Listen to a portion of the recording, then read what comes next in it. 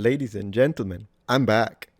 Let's go. All right, so I was in the wild today and I saw this. Learn a language, speak it like you're playing a video game. Marianna Pascal, TED, whatever. Okay, so I like the title. I'll have to see if I agree or disagree. With that being said, it's TED Talk we're talking about, and they're going to claim this video just because I said their name. So I need to work some magic here. Let's see if I can avoid it. I'll flip it. Flip it. Flip it. I'll make it look good in post. And then I'll add a background in post.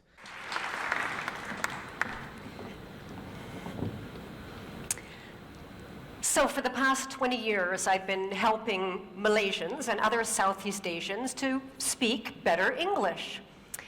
And through training thousands of Southeast Asians, I've discovered a very surprising truth. I've discovered that how well somebody communicates in English actually has very little to do with their English level.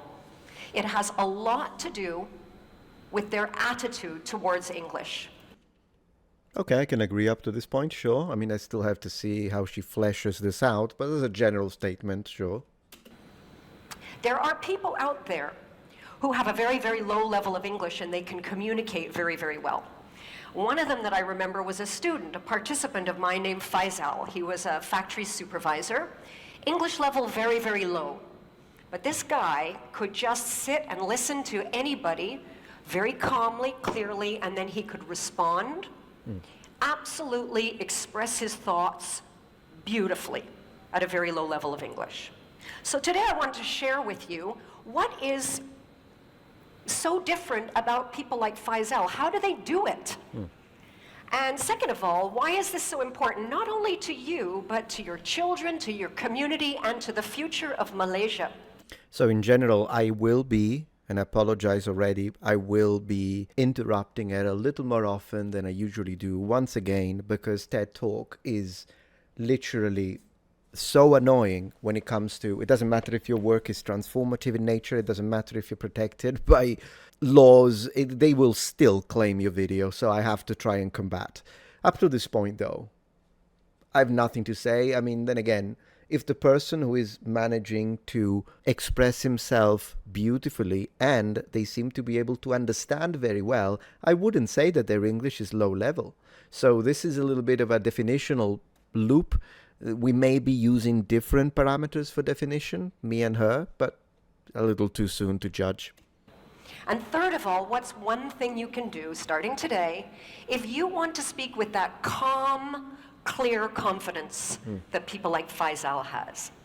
So first of all, what is so different? How do people like Faisal do it? So to answer that question, I'm going to take you back about 10 years, okay? Please. So I was training staff at that time, and my daughter at that time was taking piano lessons. Okay.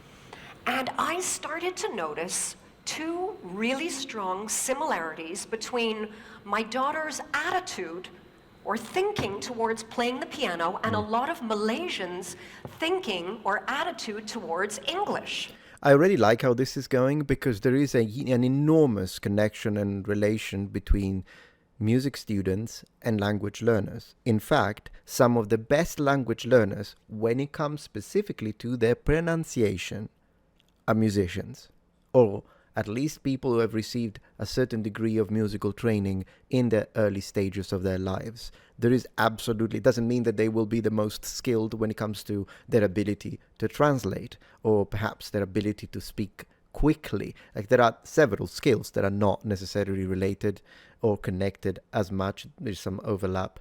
But yeah, when it comes to the ability to pronounce, pronunciation, native-like pronunciation, if you have had musical training, it seems that there must be some pathways, some common pathways in the brain between the ability to listen and to study music and, of course, pronunciation. Now, first of all, I should tell you, my daughter absolutely hated piano, hated the lessons, hated practicing. This is my daughter practicing piano, okay? This is as good as it got. This is the real thing.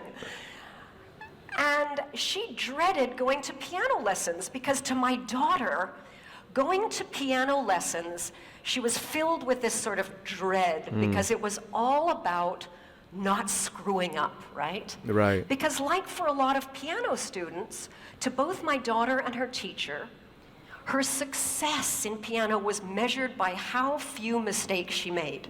Not a good teacher then, because making mistakes is part of the learning process. Making someone, a student, as a teacher, myself, making a student feel bad or rebuke them, scold them, make them feel ashamed of making any sort of mistake. It doesn't say anything about you as a teacher. If anything, it tells me that you're not a good teacher. It tells me everything to know, however, about your psychological state. Because oftentimes it's just a frustrated teacher, sometimes for reasons, because they're not paid as much as they should be, but still, teaching is a calling. It's not just a job. And so when you teach, if you just make a student feel bad, you're just taking your anger to that student, but it is not how the process is supposed to be. You should encourage people to make mistakes, because when they make mistakes, they're trying. And if they're trying, they will improve. Now, at the same time, I noticed that a lot of Malaysians went into English conversations with the same sort of feeling of dread, this sort of feeling that they were going to be judged by how many mistakes they were going to make and whether or not they were going to screw up. Now, the second similarity that I noticed was to do with self-image. You see, my daughter, she knew what good piano sounded like, right? Because we've all heard good piano. Yeah. And she knew what her level was, and she knew how long she'd have to play for to play like that. And a lot of Malaysians, I noticed, had this idea of what good, proper English is supposed to sound like, and I see a lot of you nodding, and what their English sounded like, and how far they'd have to go to get there. And they also felt like they were, like my daughter, just bad piano player, bad English speaker, right? I see. So she's going into motivation, really. Oftentimes, these speeches are all about motivation. Motivation is important. Don't think it's a magic, though. It's not like this magic thing that nothing else matters. No, proper technique and proper learning curve and a good program, all of these things are important. However, motivation is important, and having the right attitude is absolutely going to make a massive difference in whether or not you'll even continue, which is, the number one problem with people not reaching the fluency they want in the language that they are targeting is because they stop. As simple as that. If they hadn't stopped and they had kept with it, it takes time though. So there's nothing wrong because, yes, it will take years. So let's not I hope she doesn't go into, no, you can learn a language in 2 weeks. You can't. It will take years. But there are many intermediary stages where you'll still be conversational and you will have a lot of success and you will have a lot of wonderful experiences, and you can reach those in a matter of months, and you can reach those in a year. You can reach a really decent level. Not fluent in a year unless you're already multilingual and you start with a good basis and you move into the country and you speak to natives. Fluent in a year it's rare. It can happen, but it's rare. With that being said, conversational in a year, absolutely it's doable. Right? My English not so good lah, cannot, sorry shaya, cannot. So I could see these similarities, but I still couldn't figure out, okay, what is it about these people like Faisal that are so different that can just do it? He probably doesn't care. Smoothly, calmly, with confidence. Yeah, he probably doesn't care. He just does it. One day I discovered that answer, and I discovered it quite by chance. It was a day when my computer broke down and I had to go to a cyber cafe. Now, okay, it was my first time, and I discovered cyber cafes are disgusting places, okay? They're really gross.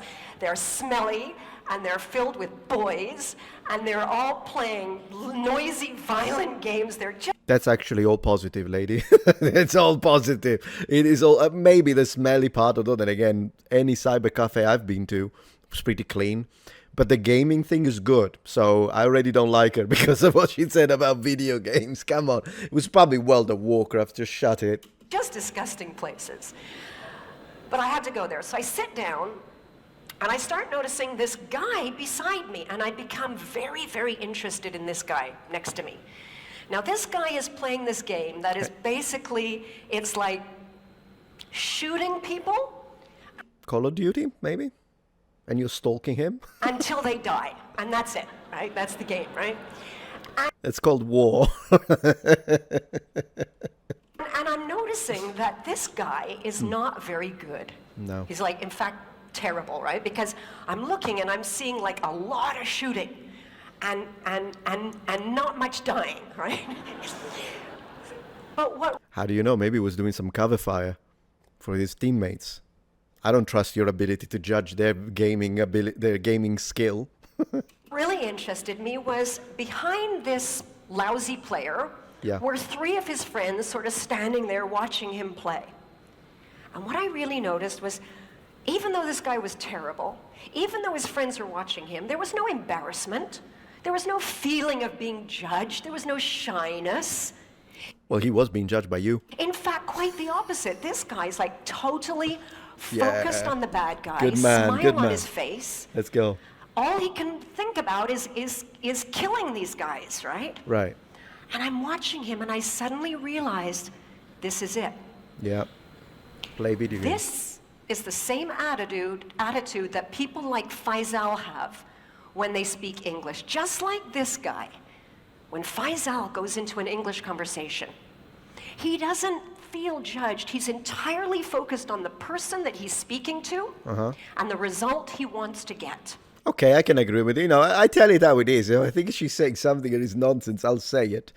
But regardless of that, what she's saying now makes sense. Yeah, sure. I mean, not everyone has the same personality. People that are very inward and kind of sort of shy, if you will still struggle with that and might need more time to develop that. And that there is a way to overcome that. I'll tell you in a little bit if she doesn't say it, even if you're shy. But yeah, there are some people who are very outwardly, like they're outward people. And he probably doesn't care. He's like, who cares? I'm still trying, and he's focused on the task. That's very good advice. Yeah, focus on the task. He's got no self-awareness, no thoughts about his own mistakes. Now, I want to share with you a real, true example to paint a picture of somebody who speaks English like they're playing piano and someone who speaks English like they're playing a computer game. And this is a true story. Happened to me. A while ago, I was in a pharmacy. I had to buy Omega. My doctor said I should get Omega. Get Omega. And I go to the shelf, there's tons of Omega. There's Omega that's high in DHA, Omega that's high in EPA, and I don't know which one to buy. Now, the sales rep happened to be there, and I saw she was like this well-dressed professional woman. I walk over to her, and I see this look as she sees me, this sort of, it's a look I recognize very well. Her eyes go all wide. It's sort of that panic, oh my God, I got to speak to a native speaker, and she's going to judge me and notice my mistakes. Sure. I go up to her, and I explain my situation, which... That does happen in Asia. As someone who has lived, I mean, I can't speak for every Asian country, but the fact that she's relating something of Southeast Asia, Malaysia specifically, and I remember that happening in Japan, where I spent 4 years. And yeah, I mean, when they do know that you're there for some kind of advice, professional, whatever, and they see at your face and they see you're Western, and then sometimes someone like, oh, I'm so sorry, like I don't speak English. Like some tend to be very terrified of the experience.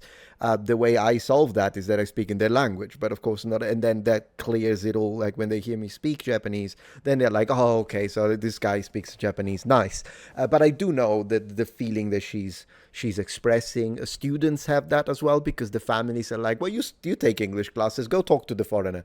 And students are like scared, because one thing is in class, one thing is a direct actual conversation, which is what people, the school system should bring in. Like if you're teaching Portuguese to your students, you need to expose them to Portuguese speaking natives as early as possible so that they get used to that. Because as I was telling you, the secret for when you're shy is experience.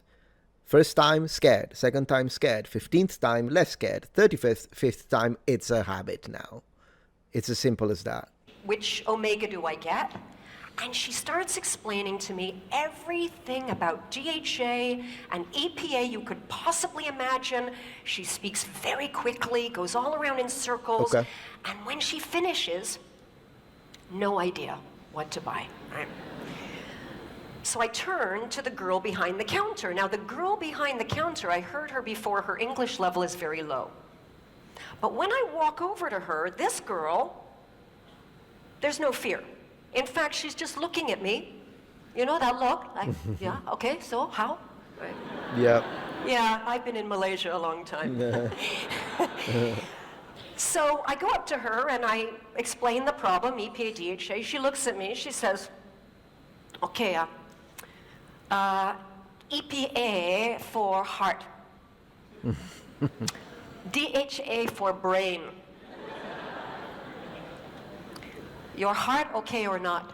Oh my God. So I said, I love that. Like, that's something you don't get in Japan. But there are some areas, like I know Indians are like that too. They can be very direct up to a certain level of bluntness, even from our point of view. And I find it funny. I said my heart is really, I think it's pretty good. She says, your brain okay or not? I said, yeah, no.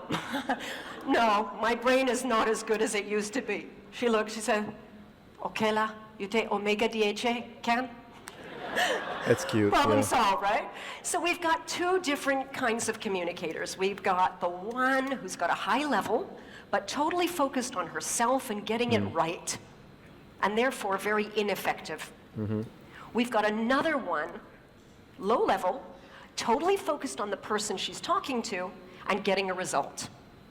Effective. I still appreciate the high level girl though, because if she reached the ability, I understand what she's saying and what she's communicating is good, sure. The best scenario is a high level communicator who is also focused on the person rather than themselves and is not scared. That would be still better than the low level communicator who in this case was the better choice. Let's not like play it down for a moment. Levels matter, particularly like in this case, okay, brain, heart, great. But if it was an actual medical situation, you need someone who knows the vocabulary. Let's not kid ourselves. But what she's saying is fine. Like I understand. She wants you to break those barriers of judgment. That's good. Yeah, sure. I can respect that. And therein lies the difference. Now, why is this distinction so important, not just to you, to your children, but to the future of Malaysia and countries like Malaysia? And to answer that, let's take a look at who actually is speaking English in the world today, okay? So if we looked at all of the English conversations in the whole world taking place right now on planet Earth, we would see that for every native speaker, like me, there are 5 non-native speakers. Yeah.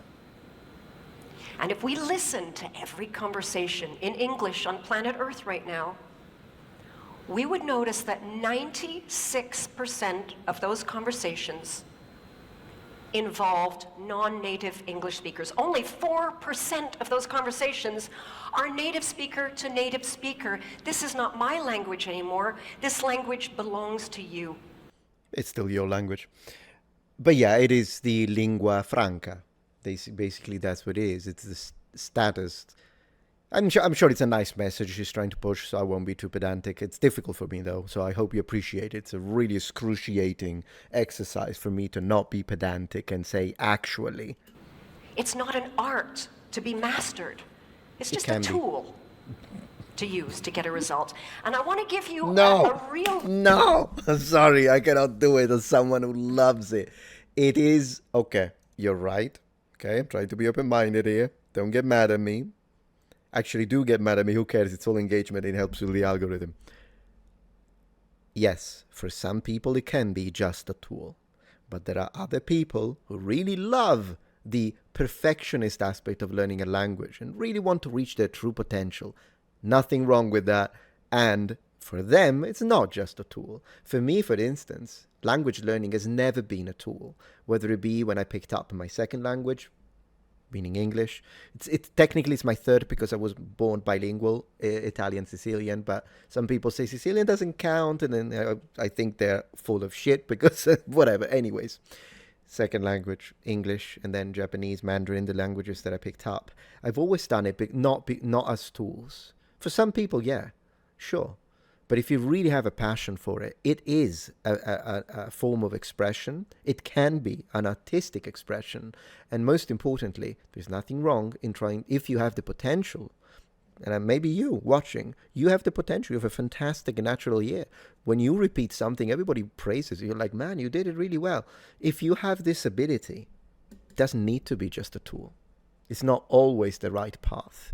The right path for each student is different.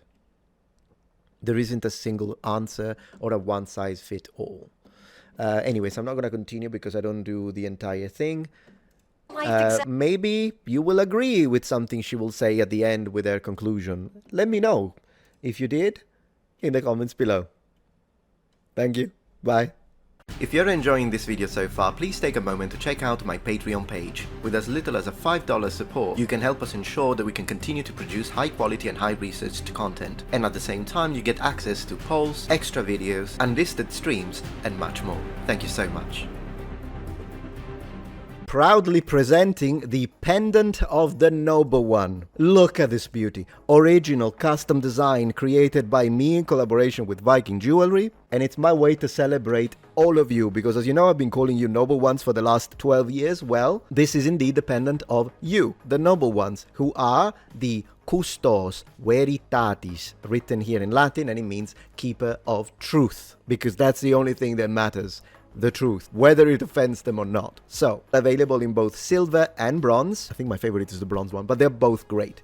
And this can be bought as a set, as we offer the original ring of the Noble One, available in silver, bronze, and gold, the bracelet of the Noble One, Silent Oath of Truth, and a more low-profile version of the ring for those who prefer something a little thinner, which we offer also in bronze, silver, 14-karat gold, and 18-karat gold. Use the code NOBLE1 for a 15% discount at checkout, and massive thanks to each and every single one of you, and thank you to my haters for supporting my work.